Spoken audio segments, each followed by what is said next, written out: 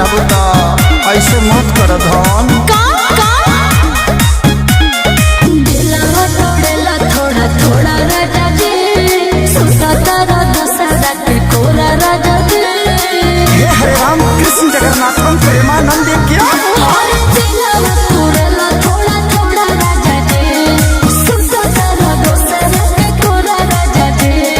झूठ बात है। हो जाए हो पारी के सोलैया से हो सोलैया से। अब सही करबू का सौरी सौरी सुना सौरी सौरी सुना कहे खिसियालू अपना सैया से।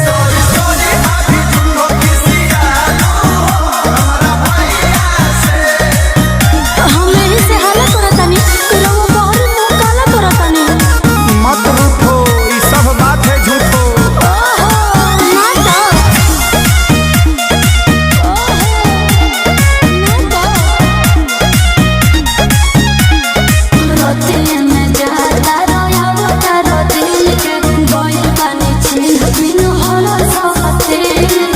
मच्छर पटले होई बाहर हक बात शौक काहे होता तो रहता मरद से।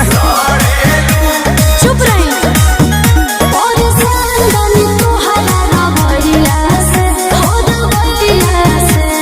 ऐसे मत कर सौरी सौरी सुना सौरी सौरी सुना कहे खिसियालू अपना सैया से।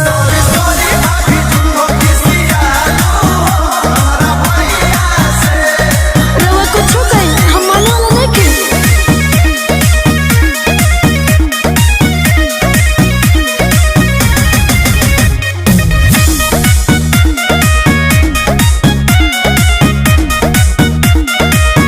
अरे हम पीछे कपड़ा ला सारा तारा मोने मान जाओ सोना ना तो लोगोंगे रोने। मूत्रो चुप पाके शंका तू लंका लगा दे हे सारी मोनू के कमनो सजा दे।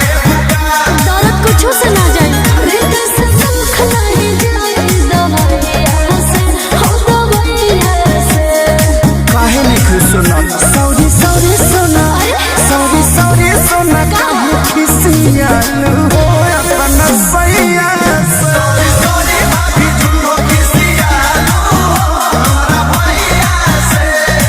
अब हम ना पड़ब कोनो कचरा में सुतर हवा अचरा में।